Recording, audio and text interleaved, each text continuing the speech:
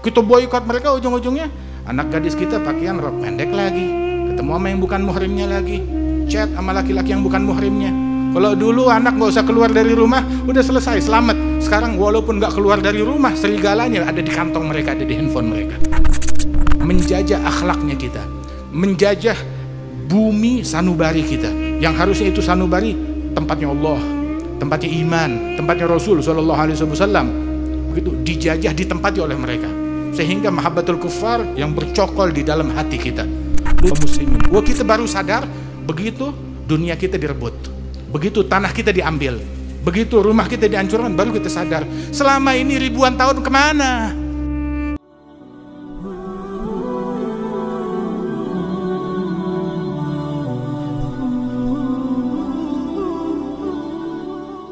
Allah Ta'ala menciptakan bumi, kampung, pedesaan, setiap negeri, qaddara fiha aqwataha.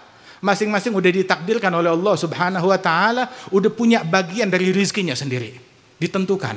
Wah, negeri kita negeri kaya, minyaknya kita paling bagus, gasnya kita paling baik, begitu hasil pangannya kita luar biasa. Kita punya beras, kita punya emas, kita punya perak, kita punya batu bara, kita punya gas, punya minyak, punya segala-galanya. Masya Allah, nikmat dari Allah Subhanahu wa Ta'ala. Kalau kita mau memboikot, ya silakan, boleh-boleh aja. Tapi yang lebih penting, 1000 kali lebih penting dari itu semua, boikot perangai orang-orang kafir, boikot modenya mereka, fashionnya mereka, boikot ucapannya mereka, boikot cara mereka berpikir, yang mereka berupaya meracuni cara berpikir tersebut kepada anak-anak dan keluarga kita. Boikot itu semuanya. Kita boikot mereka, ujung-ujungnya anak gadis kita pakaian rok pendek lagi, ketemu sama yang bukan muhrimnya lagi, chat sama laki-laki yang bukan muhrimnya. Kalau dulu anak nggak usah keluar dari rumah, udah selesai, selamat. Sekarang walaupun nggak keluar dari rumah, serigalanya ada di kantong mereka, ada di handphone mereka. Gara-gara dari situ perselingkuhan terjadi, pelacuran terjadi, transaksi narkoba terjadi, perzinaan terjadi, buka-bukaan aurat terjadi. Waliyadzubillah min dzalik. Kalau kita sadar dari ini semuanya, maka Allah Ta'ala bakal selamatkan kita. Sebab penjajahan terhadap tanah muslimin tidak terjadi, melainkan setelah sebelumnya mereka berhasil menjajah jiwanya kita, menjajah akhlaknya kita, menjajah bumi sanubari kita, yang harusnya itu sanubari tempatnya Allah, tempatnya iman, tempatnya Rasul Shallallahu Alaihi Wasallam.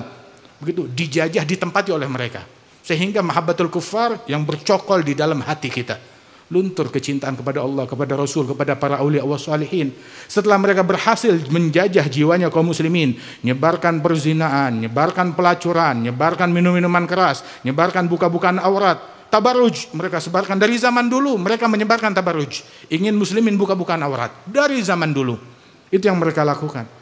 Ketika itu berhasil mereka lakukan, provokasi dan provokator disebarkan kemana-mana, barulah mereka berhasil menduduki tempat ataupun tanah kaum muslimin. Wah, kita baru sadar begitu dunia kita direbut, begitu tanah kita diambil, begitu rumah kita dihancurkan, baru kita sadar selama ini ribuan tahun kemana?